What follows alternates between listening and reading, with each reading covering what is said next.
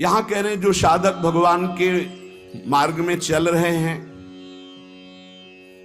उनके लिए सावधानी की बातें हैं। बहुत सावधान होकर सुने और इनसे बचें।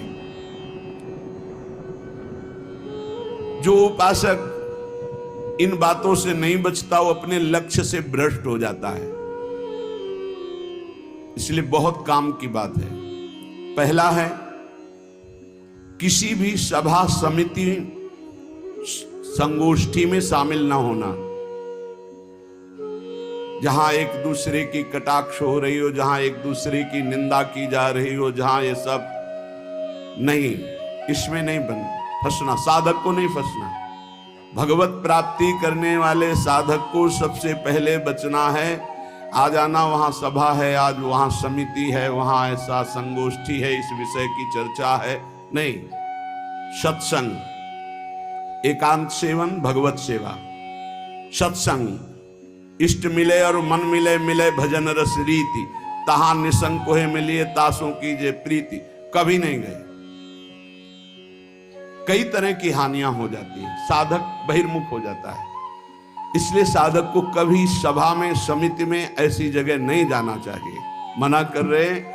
सभा समितियों में शामिल होना मानो अपनी साधना को नष्ट करना है। जो लक्ष्य प्राप्ति के लिए चलना चाहता है, सभा समिति संगोष्ठी, ये नहीं। एकांत सेवन, सत्संग सुना, अपरिचित जीवन, किसी से कोई परिचय नहीं। अखबार पढ़ना, समाचार देखना, ये उनके लिए सही है जो समाज सेवी हैं, जो समाज में विविध पदों में हैं। लेकिन जो भगवत प्राप्ति करना चाहता है उस साधक के लिए ठीक नहीं है। न समाचार पत्र पढ़ना और न समाचार सुनना, न समिति सभा में जाना, न किसी राजनीतिक या व्यवहारिक संगोष्ठी को सेवन करना, नहीं। हम सबके हृदय में विराजमान उस परमात्म तत्व को जागृत करने के विषय में बोलते हैं। सबका हृदय मंदिर बने और सबके हृदय रूपी मंदिर में भगवान का प्रादुर्भाव, केवल उसकी चर्चा होती है। जिस प्रभाव से अनंत जन्मों से हम भटक रहे हैं, उस माया की मलिनता का नाश करके सच्चिदानंद प्रभु में स्थित होने की चर्चा होती है। बहुत चर्चाएं हो रही हैं। कम से कम एक चर्चा तो पकड़ो जिससे तुम्हारे हृदय मंदिर के पट खुले और तुम्हें साक्षात्कार हो जाए भगवान का। जब तक हृदय मंदिर में भगवान प्रकाशित नहीं होंगे तब तक कुछ काम बनने वाला नहीं। तो सत्संग हृदय मंदिर के पट खोलता है। सत्संग ज्ञान चक्षु खोलता है, प्रेम नेत्र खोलता है। सभा समितियों में जाना, पक्ष विपक्ष की वार्ता करना, समाचार पत्र पढ़ना, समाचार देखना, ये साधक को छोड़ देना चाहिए। दूसरा, कोई भी मनुष्य तुम्हारे जीवन में विशेष अधिकार प्राप्त न कर पावे। कोई भी पूरी सृष्टि में विशेष अधिकार, अरे वो अपने हैं, तो फिर श्यामा श्याम तुम्हारे कैसे रहे? श्यामा श्याम तो तभी अपने माने जाएंगे जब कोई और अपना ना हो। मेरे तो गिरधर गोपाल, दूसरो न कोई। सिद्ध महान प्रेम रस में डूबी हुई मीरा जी के वचन है। मेरे तो गिरधर गोपाल, दूसरो न कोई।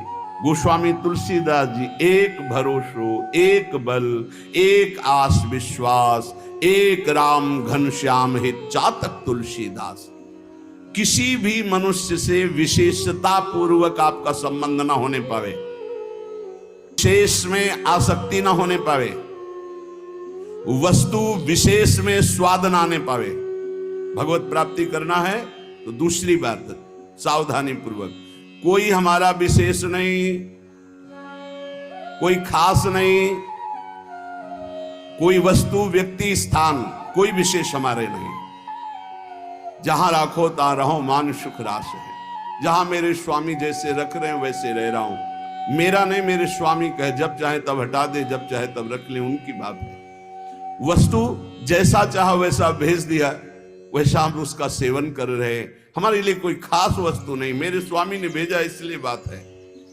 तीसरी, मठ या आश्रम की स्थापना करके उसके विषय में चिंतन करना और धन आदि की चाह करना, ये साधक भगवत प्राप्ति से भ्रष्ट होने की वृत्ति है। ये सिद्धों का कार्य है, साधकों का नहीं। मठ आदि की स्थापना करना ये सिद्धों का कार्य, आचार्यों का कार्य है। आश्रम आदि की निर्माण वृत्ति करके फिर उसके संचालन के विषय में चिंतन करना, फिर रुपया पैसा इकट्ठा करना, और जब मर गए तो बाद में जो 4 शिष्य हैं आपस में झगड़ा करना, मुकदमाबाजी शुरू होना। बचो इससे। जैसे बने बनाए मंदिर हैं, बने बनाए जगह हैं, हमको वास मिल रहा है, वास कर रहे, हटा दिए जाएंगे, फिर फुटपाथ में बैठ जाएंगे, पर हमारा कोई चिंतन चुरा ले, ऐसा नहीं। हम ऐसा कुछ नहीं करेंगे जिससे हमारा चिंतन बंटवारा हो जाए। मेरे प्रभु हैं, वो थे, वो रहेंगे। उनके एक निमिष मात्र से अनंत ब्रह्मांडों का सृजन हो जाता है। वो जहां रखेंगे जैसे रखेंगे, जहां राखो तहां रहो, मान सुख रास है। उपासक किसको बैठा ले? स्थान विशेष में आ सकती नहीं, व्यक्ति विशेष में आ सकते नहीं, वस्तु विशेष में आ सकते नहीं। हमारे लिए ना कोई वस्तु विशेष है, ना स्थान विशेष है, ना व्यक्ति विशेष है। मठ और आश्रम आदि की स्थापना करके उसके चिंतन में डूबना, अपने मन को मानो दुर्गति का मार्ग चयन कर लेना। थोड़ा सा कड़वा लगेगा ये बात। हम कह रहे हैं सिद्धों का कार्य, साधकों का नहीं। साधकों को नहीं फंसना चाहिए।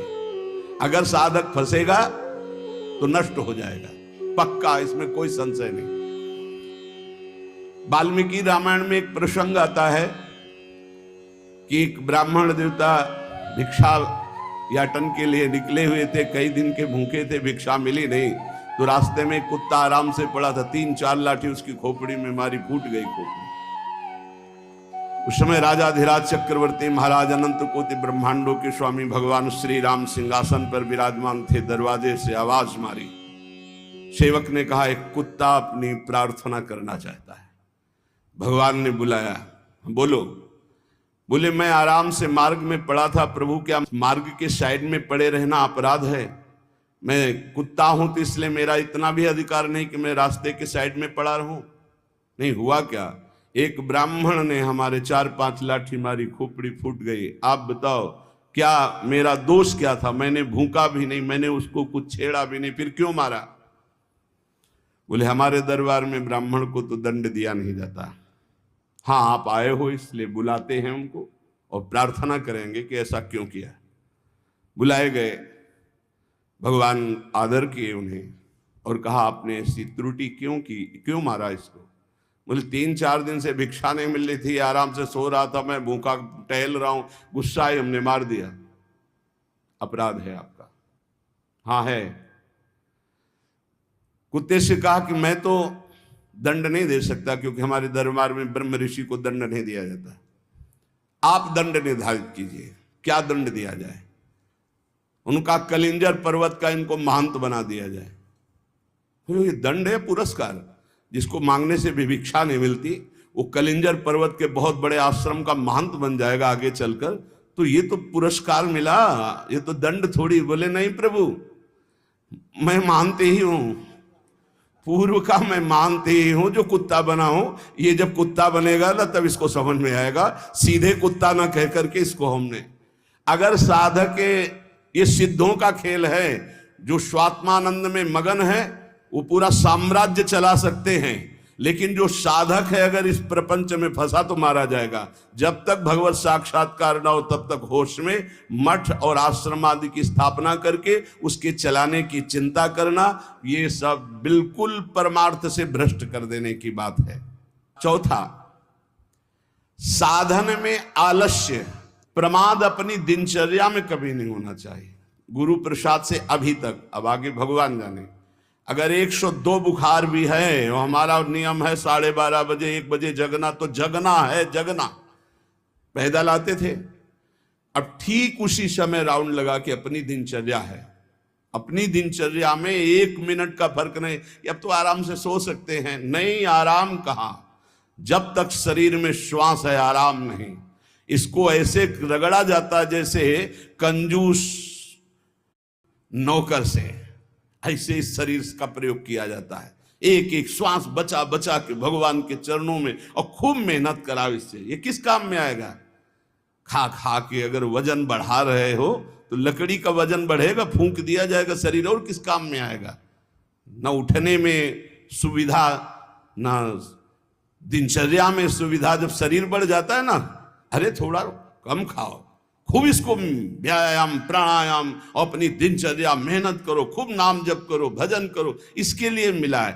बोले साधन में आलस्य नहीं होना चाहिए, अपनी दिनचर्या में प्रमाद नहीं होना चाहिए। किसी भी साधक दिनचर्या में प्रमाद का मतलब है अपने जीवन को नष्ट करना। ये नींद अच्छा है या राधा राधा रटना अच्छा है? हम कहते थोड़ा सो लो। नींद में केवल सुख जो मिलता है वो 5-6 घंटे संसार का चिंतन छूट गया इस बात का है। तो तुम बैठे बैठे जागृत में यदि ऐसा अभ्यास बना लो, उसे समाधि कहते हैं। न जागृत है, न स्वप्न है, न सुषुप्ति है, भगवदाकार वृत्ति है। इसी के लिए तो हमारा मानव जीवन हुआ है। साधक अपनी साधना में प्रमाद न करे। कभी 3 बजे, कभी 4 बजे, कभी 5:30 बजे, कभी 2 बजे, ऐसी दिनचर्या ने एक राइट दिनचर्या, 2, 4, 5 मिनट की बात अलग, पूरे जीवन आजीवन एक दिनचर्या चलनी चाहिए साधक की। फिर कर लेंगे प्रमाद, दीर्घ सूत्रता, ये नहीं होना चाहिए। 11 माला कहा है, आज 5 माला हुए, कोई कल 11 और 6, फिर कल जब 11 और 6 पूर्ति कर रहे तो 6 पूरे 11, फिर आगे कर। धीरे धीरे नियम ही खत्म हो गया, खत्म। हम कभी इस बात से राजी ना हो कि हमारा मन भजन के लिए आगे टालता है। जब हम दीक्षा देते हैं तो इतना जरूर कहते हैं कि 11 माला गुरु मंत्र के अधिक जपो तुम्हारे सौभाग्य का विषय पर। हमारा नियम 11 कम से कम प्रारंभिक स्थिति में, 12